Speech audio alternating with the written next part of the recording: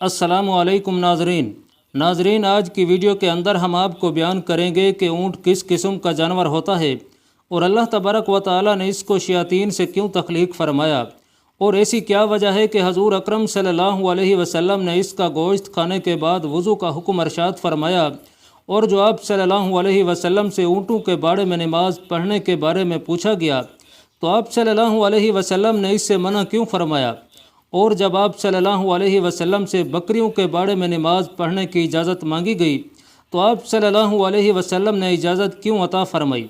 और अल्लाह तबारक व तआला ने ऊँट के अंदर कौन कौन सी खसूसियात रखी हैं और माहिरीन हैवानात ने इसके कौन से तिबी ख़ास बयान किए हैं और ऊँट का शरई हुक्म क्या है और अल्लाह तबारक व तआला ने ऊँट का ज़िक्र कुरान मजीद फुरकान हमीद में क्यों किया है। और अगर कोई शख्स ऊँट को अपने ख्वाब में देखे तो इसकी क्या ताबीर होगी। प्यारे दोस्तों, इन तमाम सवालों के जवाबात आपको कुरान और हदीस की रोशनी में दिए जाएंगे।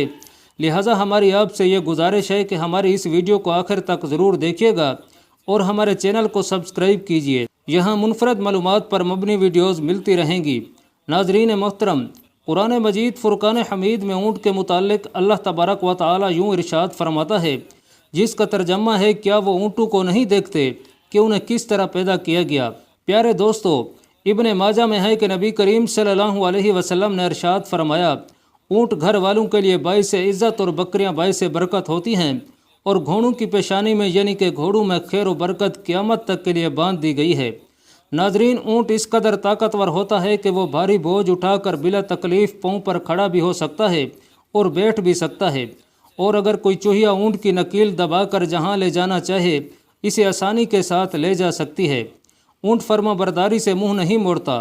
नाजरीन, ऊँट की पुश्त इतनी वसी होती है कि इंसान अपना तमाम साजो सामान और खाने पीने की अशिया वगैरह के साथ सवारी कर सकता है और इसे ऐसा लगेगा कि गोया वो अपने घर में बैठा हुआ है।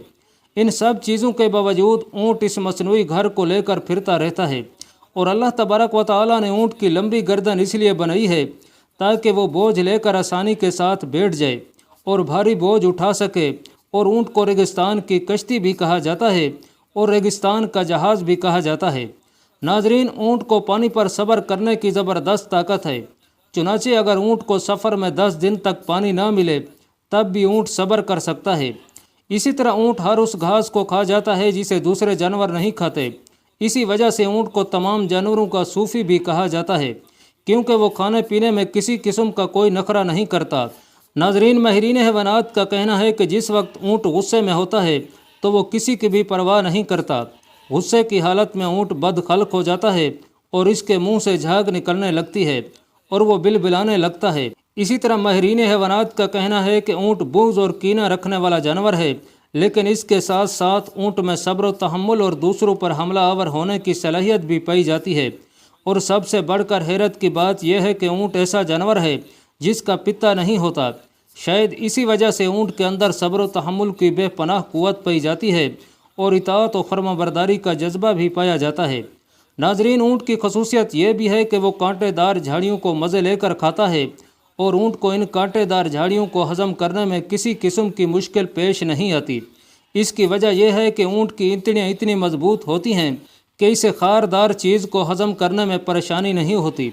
लेकिन ऊँट जौ को बड़ी मुश्किल से हज़म कर पाता है। और ऊँट का शरई हुक्म यह है कि ऊँट का गोश्त हलाल है। अल्लाह तबारक व तआला सूरतुल माइदा में इरशाद पाक फरमाता है, जिसका तर्जमा है, तुम्हारे लिए मवेशी की किस्म के सब जानवर हलाल किए गए। और ऊँटों का शुमार भी चूँकि मवेशियों में होता है, इसी वजह से इस्लाम में ऊँट का गोश्त हलाल है। और ऊँट के बाड़े में नमाज पढ़ना मकरूह है। ऊँट के बाड़े से मुराद वो जगह है जहाँ पर ऊँट पानी वगैरह पी कर आराम करते हैं। नाजरीन, सनन अबी दाऊद, सनन तिरमिज़ी और इब्ने माजा में बरा बिन आज़िब रज़ी अल्लाह तआला अन्हु की रिवायत नकल की गई है। हज़रत बरा बिन आज़िब रज़ी अल्लाह तआला अन्हु से रिवायत है कि नबी करीम सल्लल्लाहु अलैहि वसल्लम से ऊँट का गोश्त खाने के बाद वज़ू के बारे में सवाल किया गया तो आप सल्लल्लाहु अलैहि वसल्लम ने इरशाद फरमाया, वज़ू कर लिया करो।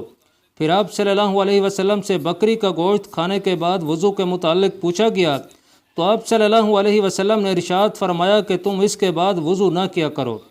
फिर आप सल्लल्लाहु अलैहि वसल्लम से ऊँटों के बारे में नमाज पढ़ने के मुताल्लिक सवाल किया गया तो आप सल्लल्लाहु अलैहि वसल्लम ने इरशाद फरमाया कि तुम ऊँट के बारे में नमाज ना पढ़ा करो, इसलिए कि वो शयातीन का ठिकाना है। پھر بکری کے باڑے میں نماز پڑھنے کے متعلق سوال کیا گیا تو آپ صلی اللہ علیہ وسلم نے ارشاد فرمایا کہ اس میں نماز ادا کیا کرو، اس لیے کہ بکریاں مبارک ہوتی ہیں۔ رسول اللہ صلی اللہ علیہ وسلم نے ارشاد فرمایا کہ اونٹ شیاطین سے پیدا کیے گئے ہیں۔ ناظرین محترم، علماء کرام میں اونٹ کا گوشت کھانے کے بعد وضو کرنے میں اختلاف پایا جاتا ہے۔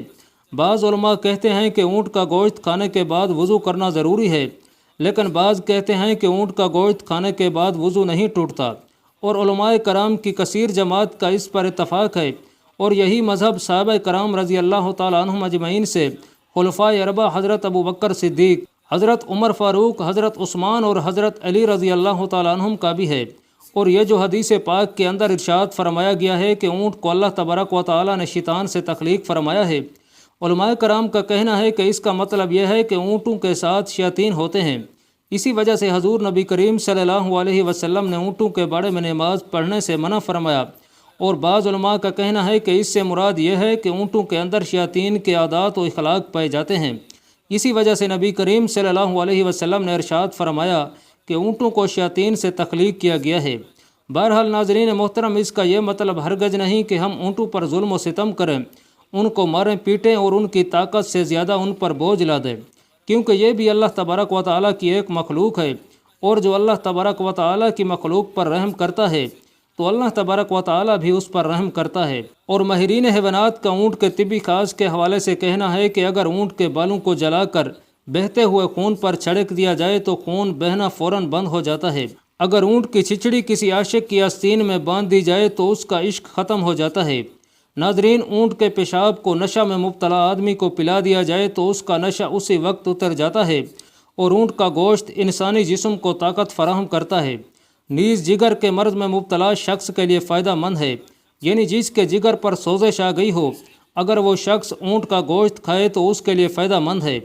اور اونٹ کو خواب میں دیکھنے کے متعلق اہل علم کا کہنا ہے کہ اگر کسی شخص نے خواب میں دیکھا کہ وہ 100 اونٹوں کا مالک ہو گیا ہے تو اس کی تعبیر یہ ہوگی کہ وہ باعزت لوگوں کا حکمران بنے گا اور اسے بہت سا مال ملے گا۔ اسی طرح اگر کسی شخص نے خواب میں مویشی چھپائے دیکھے اس حال میں کہ اس نے انہیں چرانے کے لیے چھوڑ دیا ہے تو اس کی تعبیر یہ ہوگی کہ اللہ تبارک و تعالیٰ کی طرف سے اسے کوئی نہ کوئی نعمت ملے گی۔